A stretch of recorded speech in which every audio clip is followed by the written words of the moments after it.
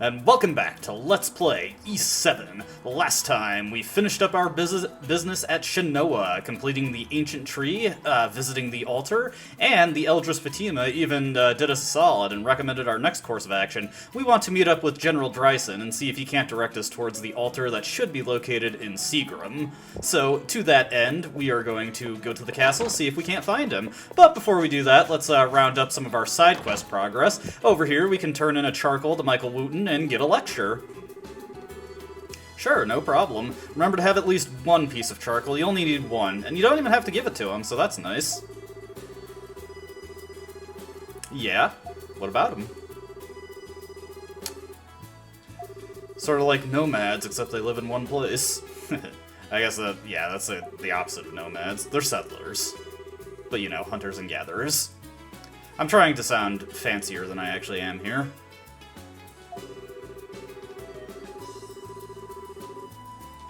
She's a very fierce-willed woman, so,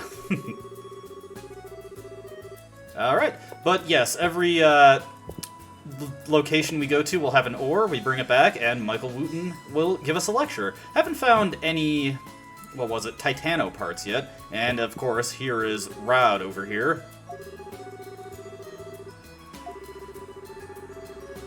Oh, jeez, what a jerk. He's probably talking about us. I was standing right here. Over here, John Cordova, we have some water to give him. Cloudy water. I've mentioned this previously, but there's only one variety of water we actually need to give to him in order to complete this quest. But you get a little bit of extra money to, you get a little bit of extra money if you give him all the different varieties. Give him the cloudy water here. Nothing ventured, nothing gained. Alright, what do you think of the cloudy water?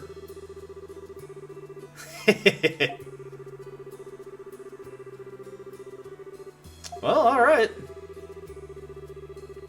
And for granting him the cloudy water, gives us a small pittance of 500 gold. Now, we're going to be saving up enough money to buy another new weapon, but not for Dogi. It's not really necessary, he hits hard enough as it is. We'll definitely want to upgrade his weaponry later, but for right now, we can pass on that. Of course, we also got some seeds to turn into Belinda. She kind of varies up her position. Sometimes she's in front of the fountain, but right now she's walking around over here. It can be pretty easy to miss her, since she's a fairly nondescript NPC. But let's give her some of these seeds. Of course, we collected 4 varieties of seeds. There are 8 varieties of seeds to give her all together to complete this quest. Yeah, no problem. Give her 1 variety of seed, she'll give you a small pittance of gold.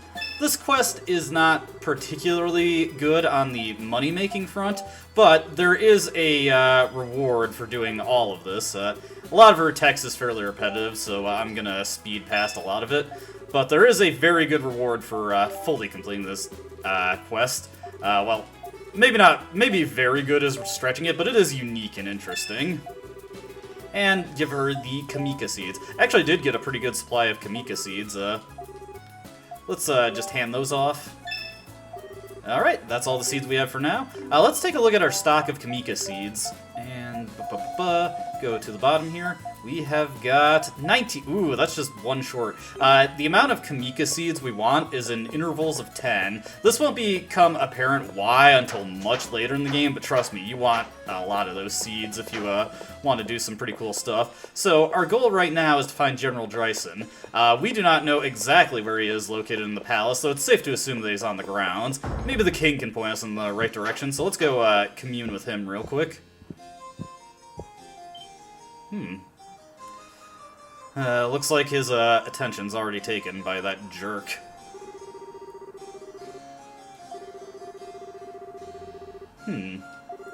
Looks like some internal political discourse is going on.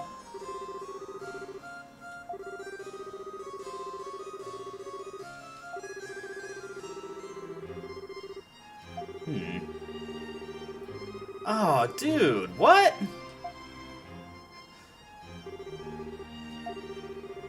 Yeah, I could say something here, but that's not what these videos are about, so let's just get on here. We'll let Orbis talk about how they should just totally hose the residents of Old Town. Not really sure what he expects to accomplish by heavily taxing the Old Town, or, well, cutting their funding at least. They're already in pretty dire straits. Oh hey, it's Cius. Been a while since we talked to him. Maybe he can point us in the right direction.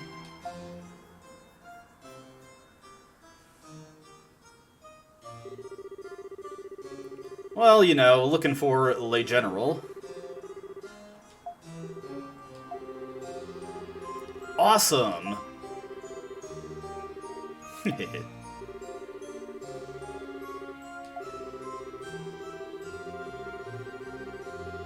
Yeah, might be a little tough to get something out of him. He did seem a little bit more reasonable than Orbis, though. Alright, middle room on the second floor. Alright, it's nice that Cius is helpful. I'm glad we've got someone who's on our side in the Dragon Knights. So yes, this is the military barracks, or military offices for the Royal Palace, and this is where General Dreisen stakes his claim. Yep. Alright, we'll do our best. Hey, General. Should we give you a salute?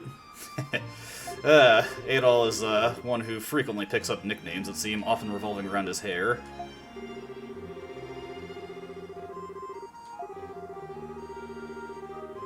Yep. Can you point us in the right direction? We can show you these fancy seals that we got if you want some proof of our authenticity. Ah, okay. Oh, don't be so rude, Dogi.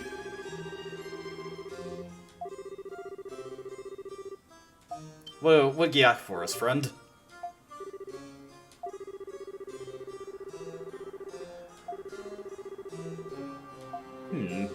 Flame Shrine.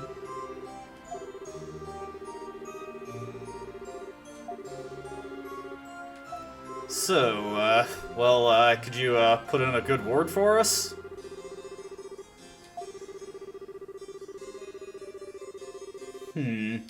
Looks like we're getting involved in even more internal discourse. Been an oddly politically themed episode so far. But General Dreisen does decide to do us a solid and give us a letter. This letter should hopefully put in a good word for us with the current Elder of Seagram.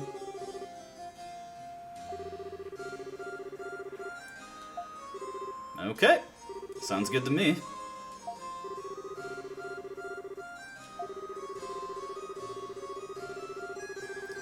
Alright, sounds good. We need to look for a small cave in the southwestern plains. It can be a little confusing to get there, because heading straight southwest will actually cause you to hit a dead end.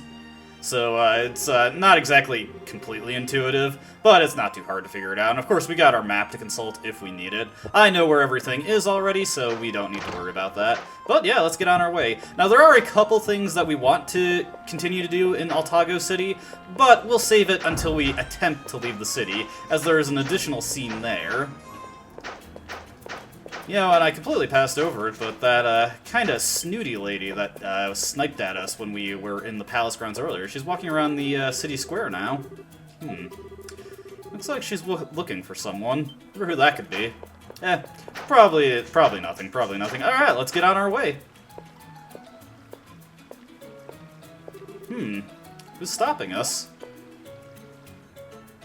Hey, I remember that. That was the girl that Maya really liked.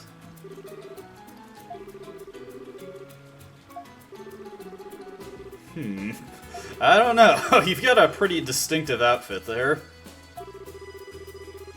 Wait, what?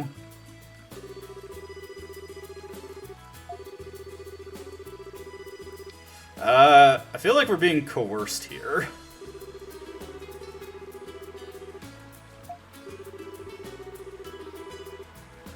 Yeah, beat it, kid. I think Dogi is more just annoyed at her presence.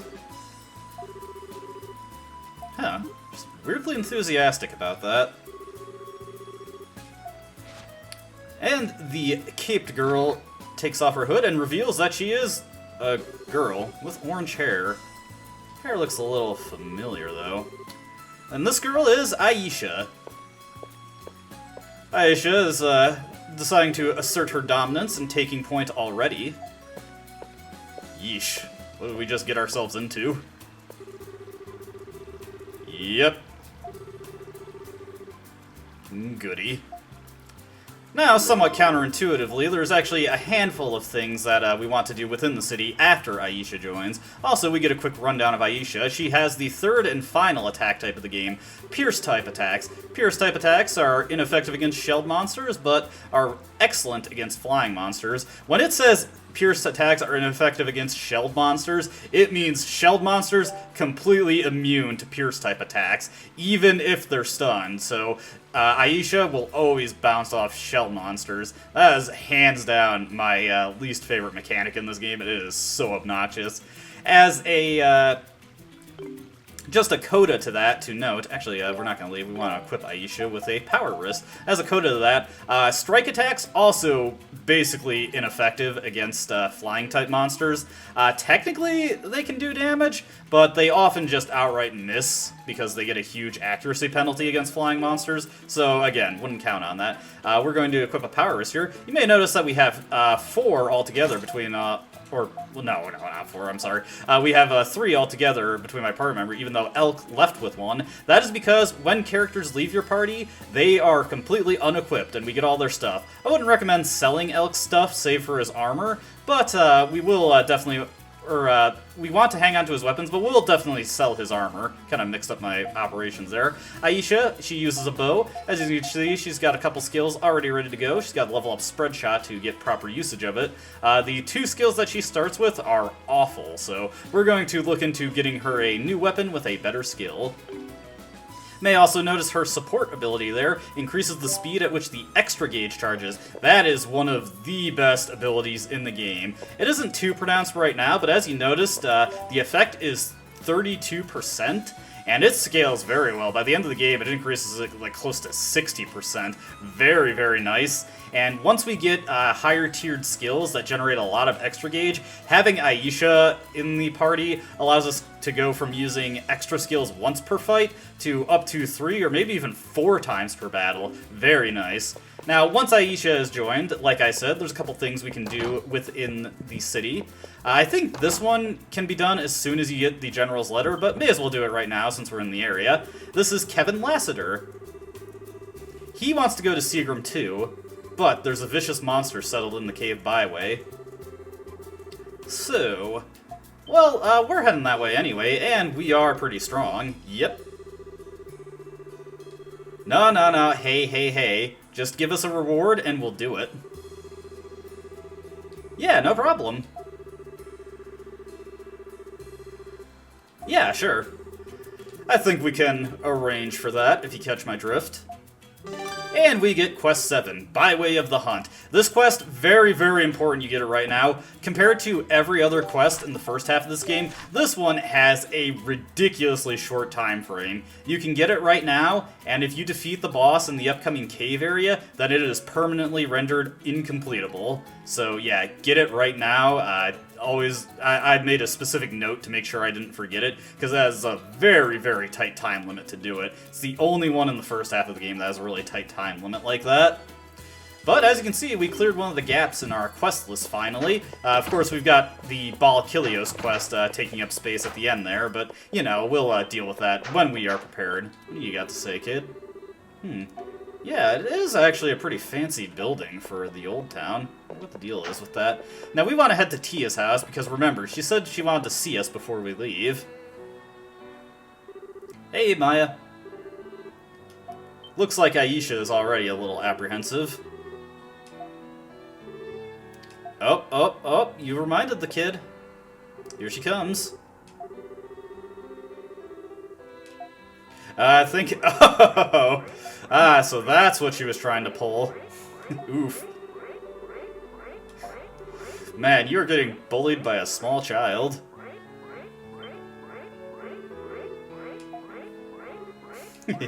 Tia, you rein in your little sister here?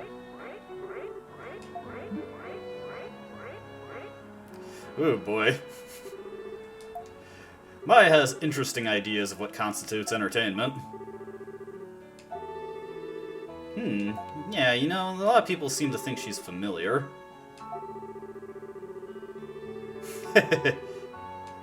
It was almost a fourth wall break there, but he technically is using party correctly.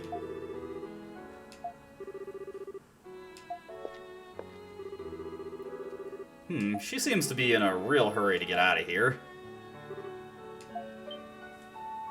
What do you got for us, Tia?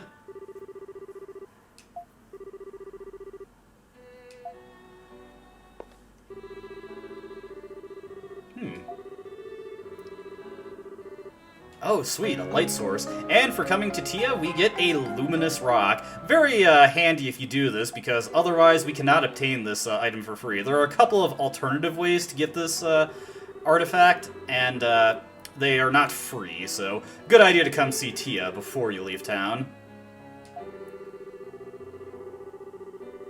Oh boy, sounds like a fun time. Alright, cool. But yes, we've got the Luminous Rock. Since we don't need the diamond boots anymore, we may as well preemptively throw that on. Let's head to the weapon shop now. Like I said, there is another weapon that I want to buy, and you can probably figure that it is for Aisha, our new party member. So, we want to liquidate a couple of our items to get the money for that. Let's see, I think we can synthesize a couple of... what was it? Or... no, we can't, or, no, sorry, it's over here. But actually, we can synthesize a white snake ring. You know what, I'm gonna do that, because that'll sell for a whopping 5,000. So, let's do that, let's sell that, and get a good chunk of money there. Otherwise, you can synthesize some dark iron bracelets. As you can see, Aisha, aside from her weapon, she comes with the best equipment she could possibly have at this point. So you don't have to worry about buying a bunch of new stuff to equip her. However, now that she's joined, a new weapon has entered the weapon store, the longbow. This teaches her, aside from giving her some better strength, this teaches her the Tumble Arrow skill. The first really good skill that she gets. Like I said, the skills she has right now are pretty terrible. We do want to learn them though, so we'll take some time to learn Spread Arrow. Actually, one more thing that we can look at in the synthesis list is an accessory. Towards the bottom, as you can see, we've almost got enough bone fragments to make a blue jewel, and if I get some monster bones, we can finally synthesize this item. As you can see, this item cuts SP use by a quarter, which is very powerful on a character like Dogi, who has high cost, and decently useful on a character like Adol, who has baseline costs. I do have the materials to synthesize this in the file that I've made for the upcoming boss, but I did not do so in there because I wanted to explain it beforehand, and I knew I probably wasn't going to get it on this file, so we're just going to look over that for right now. One other thing to note about Aisha, she has cheaper than usual skills. Not as cheap as Elk, but her base SP cost is 1 less than Adol's, so pretty nice there. Really adds up once we get to the higher tiered skills. Yep, she is serious. Sigrun. I wonder who that is. Well, I suppose we're thankful.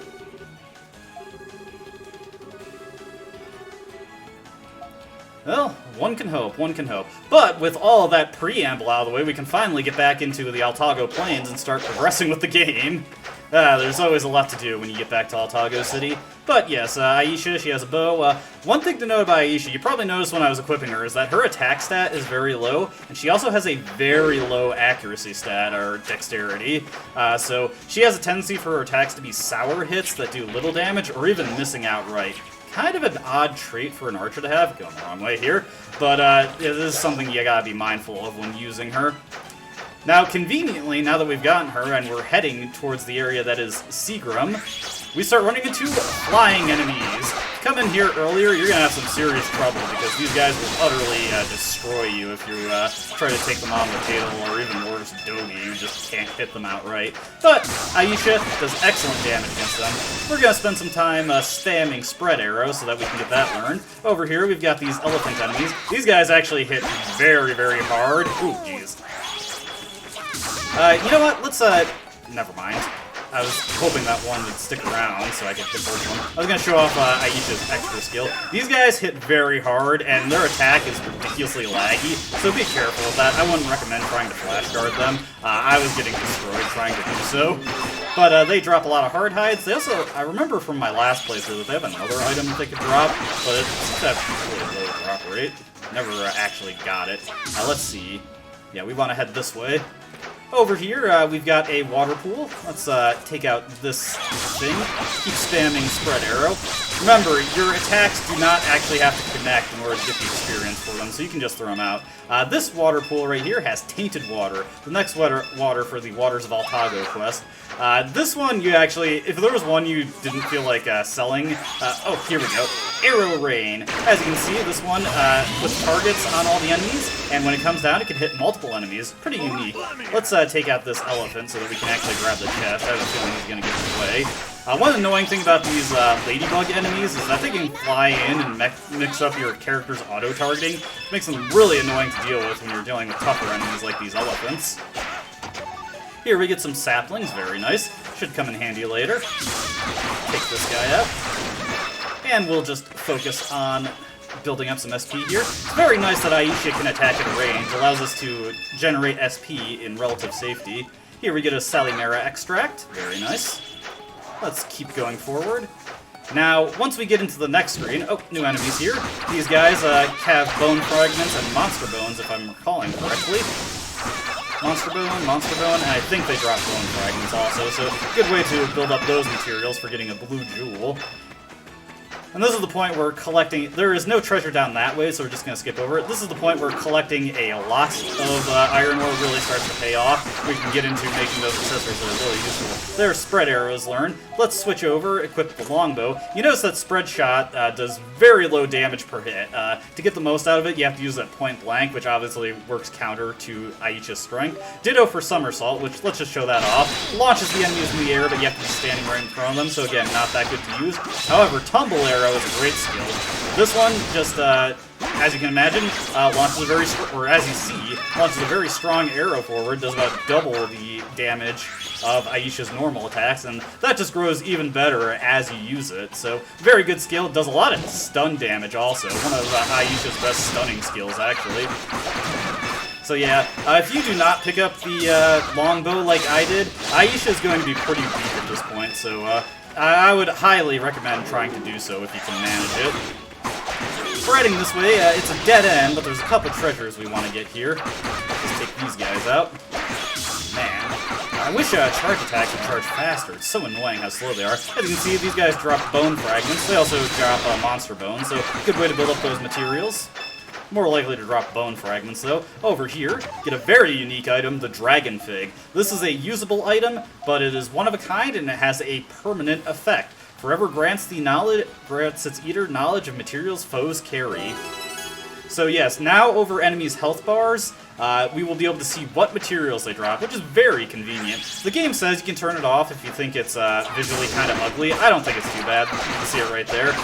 You have to actually collect the material from the enemy before you can know what it is. As you can see, we got the monster bone there, so we permanently know that those enemies have monster bones. Get some large bones here. Don't have anything we can synthesize yet that actually require those, but you will want a ton of those by the end of the game, as there's a lot of very powerful equipment at the end game that requires large bones. Let's see. Alright, we actually want to head south here. If we look at this... let's take this guy out first. Should probably switch over to Adol, because I was taking some... Jeez. Okay, yeah, we're going to switch over until Aisha levels up and gets healed. Let's see.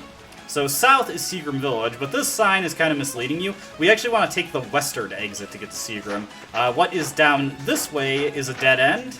But there's also a couple of treasures to grab on the way, so let's head over here. Just get up here. Hopefully I can ignore this wolf. Yep. Get a Shimmer Brooch. This increases your agility. This one only gives plus 10, which is not too spectacular, but later levels of it, you've probably noticed all the accessories have a 1 next to it, which implies that there's a 2 and maybe even a 3. Give higher bonuses, and like I said, high agility can make you effectively invincible. So let's see here. Alright, actually no, we're heading the right way. Yeah, I definitely screwed something up. Over here is another insignia.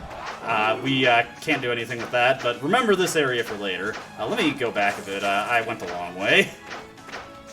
Let's see here. Not that way.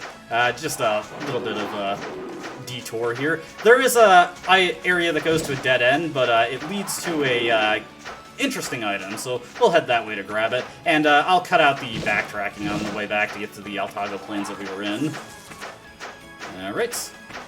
So what we want to take is, this was what I was thinking of. This is where the path splits off, and if you take the southwestern exit, this leads you to a dead end. So let's just head this way. This area that we're coming into will become relevant much, much later in the game. Right now, though, it just has a bunch of enemies and a couple of material gathering points that we can hit up. Not too much treasure here, actually. The one thing that I'm going to grab is the only thing that is notable about it. So let's head up this way. Almost to where we need to be. Sorry for this delay. I knew I'd screw this up during the recording. But here, we reach a dragon energy drop. This is a very unique item that is unfortunately undercut by how this game works. We can hold one of it and it recovers 100 SP, our full gauge. If you could carry more of these are probably decently useful. As it is, I basically never use them just because if you use it, it's gone, and there isn't really any situation where just 100 SP is that amazingly useful. Not any situation where I feel like, oh, I need SP right now. We got a weird kind of monument here with a stone circle. I wonder what this is. Alright, I'll cut out the backtracking getting to where we were before. Meet you there. Alright, here we are back where we need to be, so let's continue on our way.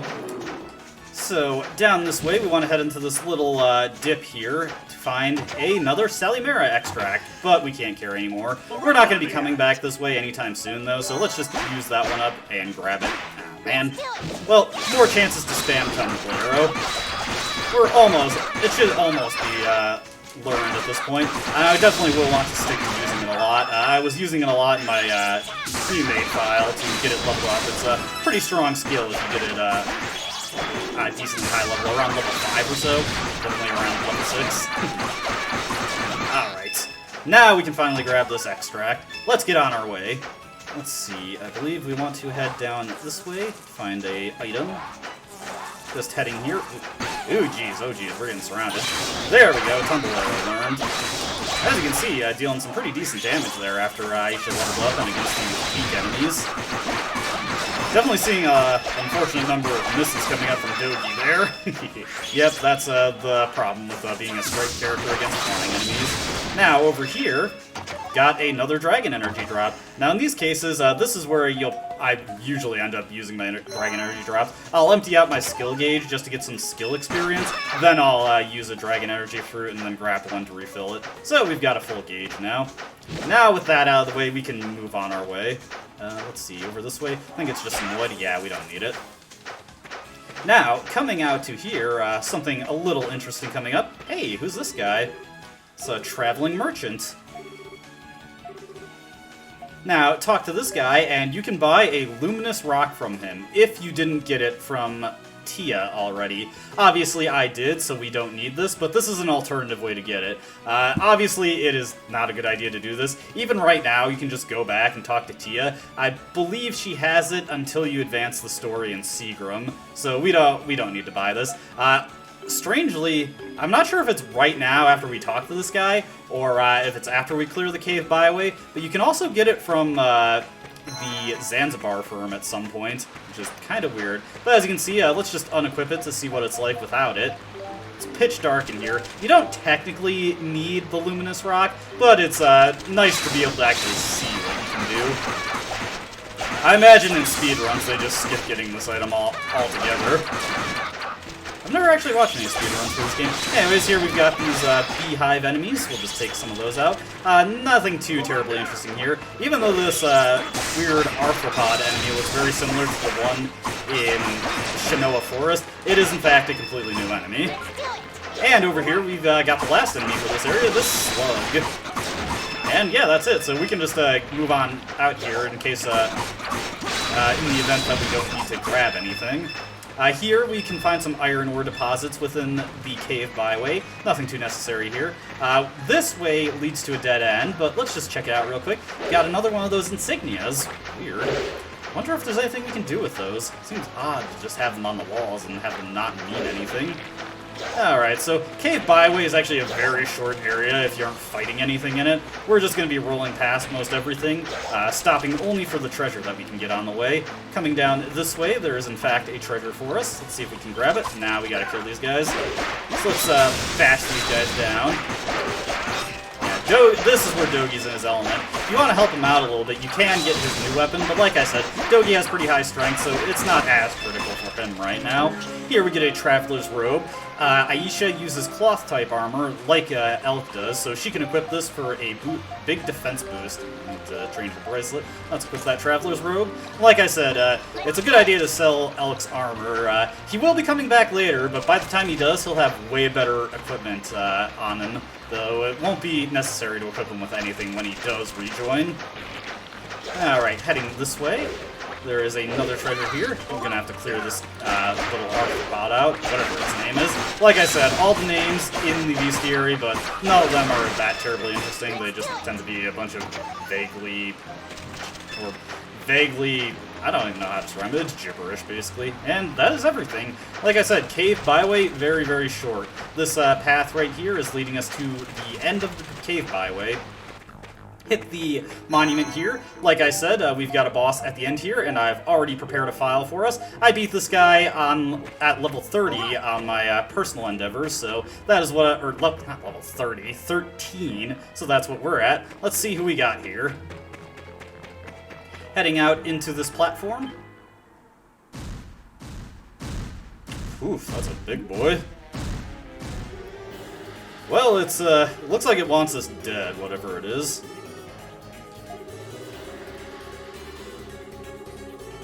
Yep. Alright, let's get to it. This enemy is Gilda Ross, and this is a unique fight. Do not stand in front of this guy. He has an attack that comes out really quickly and is ridiculously hard to guard. What we want to do is stand at a distance and let him jump at us, and we can easily flash guard that. One thing to note about this fight, this is the first fight where having your enemies or your allies get killed is a very serious problem.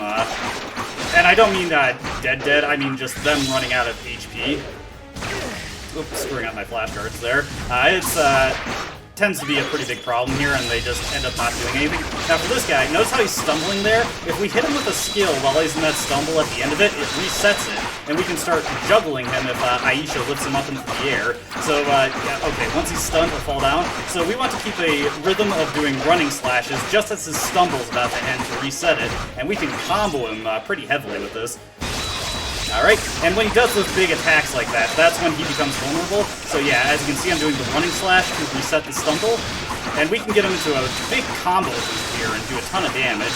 What we really want is for Aisha to somersault this guy, to lift him in the air like that, and then suddenly we can juggle him in the air and do even more damage to him, and he's stunned again. Alright, doing this pretty good, actually. Alright, now let's back off, wait for him to jump again. Here he comes. Guard that. Hit him. You want to hit him with the charge attack to actually stumble him. Okay, here we go. This fight's going excellent with a couple attacks, but we're doing pretty good here. My party members have actually stayed... Oops, I shouldn't have done that. We should have waited for him to fall down before I used any running sliders. Alright, we're going to have to wait for him to come back. He's got a couple other attacks, but he's pretty content to just let us do this to him. Whoop. Okay, stun. Alright, that was actually a very good instance fight. I practiced this one quite a bit because I was struggling on it. Other attacks he can do, the attack that I was worried about is that he'd stand in front of him, he'll swing his club 3 times in rapid succession, sending out a bunch of shockwaves. That attack comes out ridiculously quickly with very little tell. You also saw he has a variation of his jumping attack where he jumps 3 times in succession. He's actually completely immune to damage when he does that, so that's annoying. He can do this massive spin with his club coming at you, and finally he can hit the ground and send a flame chaser after you. But we beat him before he could do any of that junk. And I think that's a pretty good note to end this video on. So yeah, outside this way is the entrance to the Seagram Desert. So we will be seeing that in the next video. But for right now, this is where we'll end it. As always, I hope you enjoyed watching, and I hope to see you next time. Until then, goodbye.